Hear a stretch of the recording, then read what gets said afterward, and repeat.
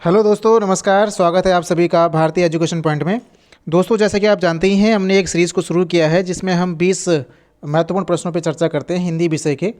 उसी क्रम को आगे बढ़ाते हुए आज हम भाग 27 में चर्चा करेंगे, जिसका पहला प्रश्न आपकी स्क्रीन पर है। पूछ रहा है दोस्तों, निम्न विकल्पों में शुद्ध वर्तनी वाला शब्द है।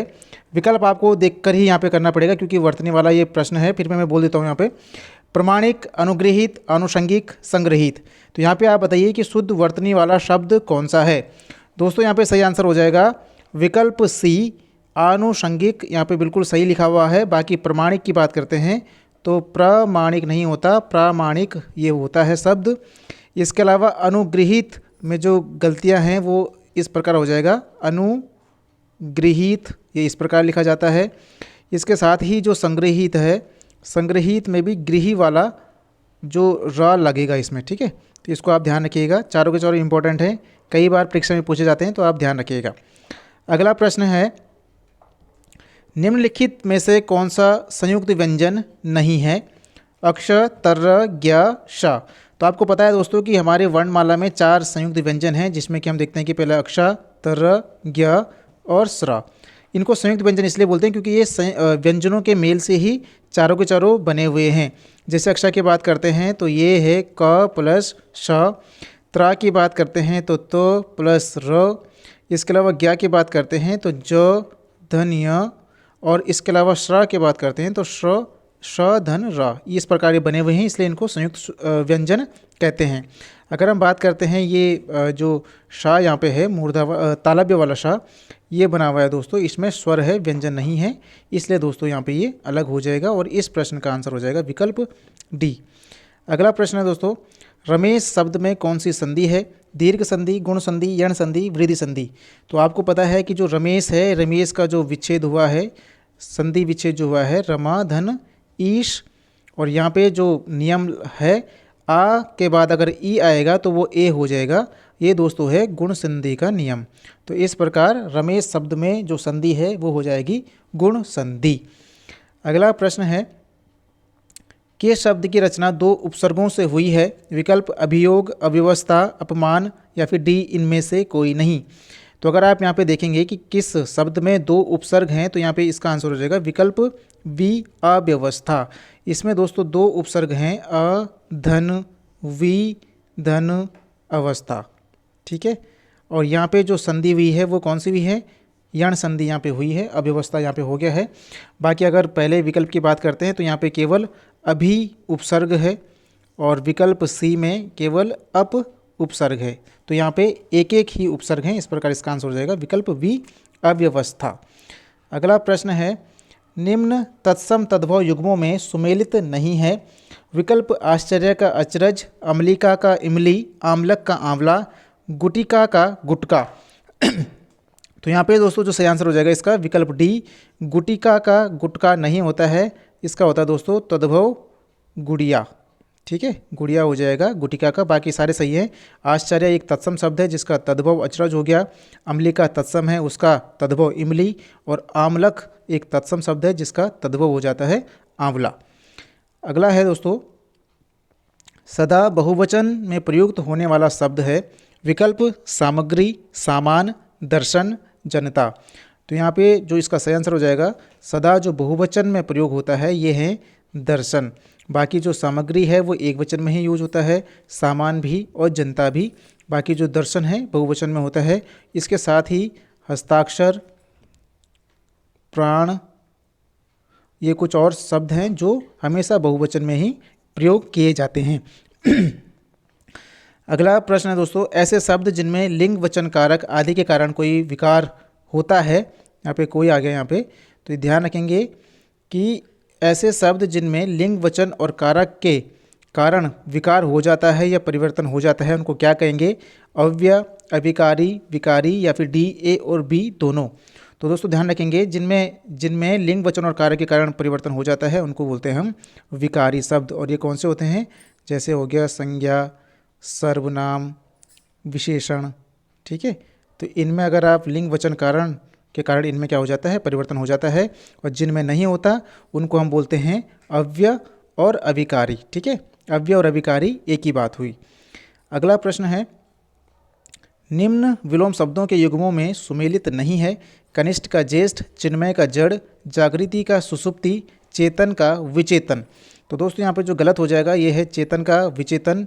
चेतन का जो विलोम होता है ये हो जाएगा अचेतन। ठीक है, बाकी सारे के सारे यहाँ पे सही हैं। कनिष्ठ का ज्येष्ठ होता है, चिन्मय का जड़ होता है और जागृति का सुसुप्ति विलोम शब्द होता है। अगला है दोस्तों, दक्षिण पश्चिम दिशा के लिए कहा जाता है आग्नेय, वायव्य, नैऋत्य, ईशान। तो आपको ध्यान रखना है, इसको हम कई बार कर चुके हैं। यहाँ पे जो 4 दिशाएं आपको पता हैं, उत्तर, दक्षिण, पूर्व, पश्चिम। इनके बीच में जो 4 दिशाएं हैं उनको आप ध्यान रखेंगे। ये हो जाती है वायव्य, इसके अलावा ये हो जाती है ईशान, इसके अलावा जो ये वाली यहाँ पे है कौन सी, पूरब और दक्षिण की हो जाती है कौन सी, आग्नेय, और इधर वाली होगी नैऋत्य। ठीक है, तो हमें क्या कौन सी वाली पूछ रहा है ये, पश्चिम, दक्षिण और पश्चिम की पूछ रहा है, तो इसका आंसर हो जाएगा नैऋत्य। इसको हम कई बार, इसको आप प्रैक्टिस करते रहिए बार बार, तो ये आपको हमेशा के लिए फिर याद हो जाएगा, वायव्य, ईशान, आग्नेय और नैऋत्य। अगला है, लाघव विराम चिन्ह का प्रयोग होता है, विकल्प हैं वाक्य पूरा होने पर, अर्थ स्पष्ट करने के लिए, संक्षेपीकरण के लिए, अक्षर छूटने पर संकेत के लिए। तो जो लाघव चिन्ह है दोस्तों, इसका प्रयोग होता है संक्षेपीकरण के लिए। संक्षेपीकरण का मतलब हो गया कि जैसे यहाँ पे लिखा हुआ है डॉक्टर, डॉक्टर को अगर हमें संक्षेपीकरण करना है तो लाघव चिन्ह का प्रयोग करेंगे, और लाघव चिन्ह हो जाता है दोस्तों, ये जो गोला बना हुआ है इसको बोलते हैं लाघव चिन्ह। इसको हम कोई अगर लंबा कोई चीज़ लिखी गई है उसको अगर संक्षेप में करना है तो उसके लिए हम लाघव चिन्ह लगा देते हैं। वहीं वाक्य पूरा करने पर जो विराम चिन्ह प्रयोग होता है उसको पूर्ण विराम कहते हैं। अर्थ स्पष्ट करने के लिए जो प्रयोग होता है उसको हम कोष्टक बोलते हैं ब्रैकेट में, और अक्षर छूटने पर संकेत के लिए करते हैं किसका, हंस पद का ये चिन्ह हो जाता है। अगला है दोस्तों, निम्न में से कौन सी पूर्वी हिंदी की बोली है, अवधी, बुंदेली, कन्नौजी, ब्रजभाषा। तो इसका सही आंसर हो जाएगा विकल्प ए अवधी। हम देखते हैं कि पूर्वी हिंदी के अंतर्गत जो बोलियां बोली जाती हैं वो कौन सी हैं, ABC, यानी कि अवधी, बघेली और छत्तीसगढ़ी। तो ये ध्यान रखिएगा।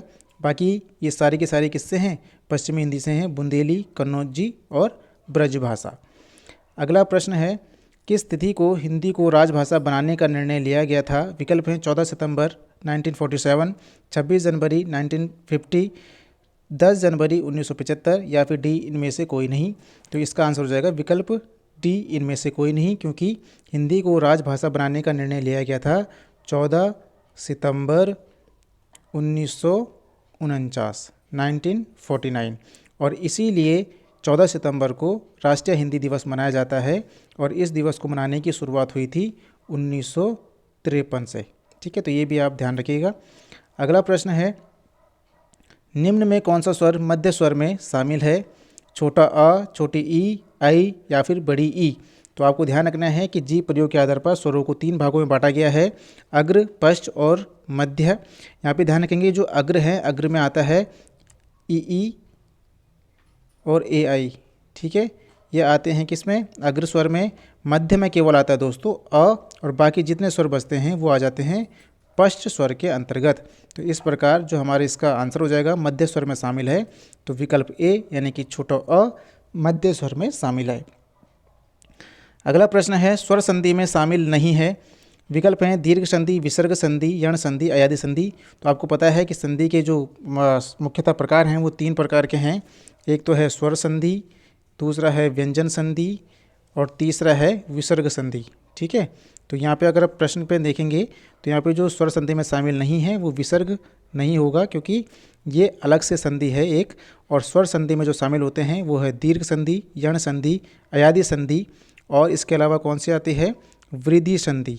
ठीक है, वृद्धि संधि और गुण संधि। तो स्वर संधि के जो 5 भेद हैं उनमें आ जाता है दीर्घ, यण, अयादि, वृद्धि और गुण। अगला प्रश्न है, विनु पद चले सुने बिनु काना, पंक्तियों में अलंकार कौन सा है। विकल्प हैं विशेषोक्ति अलंकार, विभावना, यमक, श्लेष। तो हम देखेंगे यहाँ पे जहाँ पे बिना कारण के काम का होना दिखाया जाता है वहाँ पे हो जाता है विभावना अलंकार। यहाँ पे बिना पैर के चलने और बिना कानों के सुनने का बोध इन पंक्तियों से हमें हो रहा है, तो यहाँ पे अलंकार हो जाता है विभावना। विशेषोक्ति अलंकार वहाँ पे होता है जहाँ पे काम भी कारण होगा लेकिन काम नहीं होगा, तो उस केस में विशेषोक्ति अलंकार हो जाता है। जैसे कि पानी बिच मीन प्यासी, पानी में रहकर भी जो मछली है वो प्यासी है, वहाँ पे कारण है लेकिन फिर भी काम नहीं हो रहा है, इस प्रकार वहाँ पे हो जाएगा विशेषोक्ति अलंकार। जहाँ पे बिना कारण के काम हो जाए वहाँ पे विभावना।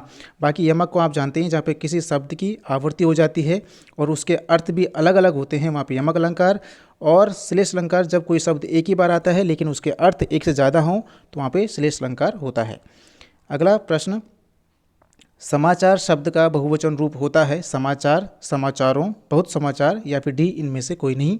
तो समाचार शब्द का बहुवचन रूप दोस्तों समाचार ही होता है, इसको आप ध्यान रखिए। इसी प्रकार याचना शब्द का जो बहुवचन होगा वो भी याचना ही होता है। अगला प्रश्न, ऋतु अत्यंत सुंदर है, वाक्य में विशेष पद छांटिए। यहाँ पे नित्या हो गया, ये यहाँ पे ऋतु होना चाहिए था इसको। तो ऋतु अत्यंत सुंदर, ए और बी दोनों। तो ध्यान रखेंगे जिसकी विशेषता बताई जा रही है उसको हम विशेष बोलते हैं, और यहाँ पे जो विशेषता बताई जा रही है ये ऋतु की बताई जा रही है, तो यहाँ पे जो ऋतु है यानी कि विकल्प ए हो जाएगा, ये इसका आंसर हो जाएगा। बाकी जो सुंदर है, सुंदर यहाँ पे विशेषण है, और विशेषण की भी विशेषता क्या है कि ये अत्यंत है, तो इसलिए दोस्तों जो विशेषण की विशेषता बताए वो हो जाता है प्रविशेषण। तो ये आप ध्यान रखिएगा। तो इसका आंसर क्या हो जाता है, इसका आंसर क्लियर कर देते हैं। इसका आंसर हो जाएगा विकल्प ए, यहाँ पे नित्य की जगह आपको ऋतु को रखना है, ठीक है। अगला प्रश्न है, 31वें व्यास सम्मान से सम्मानित किया गया है असगर वजाहत को शरद पगारे, ज्ञान चतुर्वेदी, लीलाधर जगुड़ी। तो ध्यान रखेंगे 31वें जो व्यास सम्मान से सम्मानित किया गया है ये है असगर वजाहत को। इसके अलावा आपको ध्यान रखना है कि जो 32वें ज्ञान व्यास सम्मान मिला है, ये मिला है अभी इनको ज्ञान चतुर्वेदी जी को 32वां मिला है, इनको मिला है 31वां, शरद पगारे को मिला है 30वां, और इसके अलावा लीलाधर जगुड़ी जो हैं इनको मिला है कौन सा 28वां। ये सब ध्यान रखेंगे, हम लाइन से हैं। इसके अलावा 20 में जो 2019 में मिला है यानी कि 29वां मिला है, वो मिला है नासिरा शर्मा को। तो ये आप ध्यान रखिएगा, इनको एक लाइन में आप कर सकते हैं, 28, 29, 30, 31, 32 पे पहुंच गई कहानी, तो इनको आप ध्यान रखिए। इसका जो आंसर हो जाएगा 31वां, असगर वजाहत को मिला है 31वां व्यास सम्मान।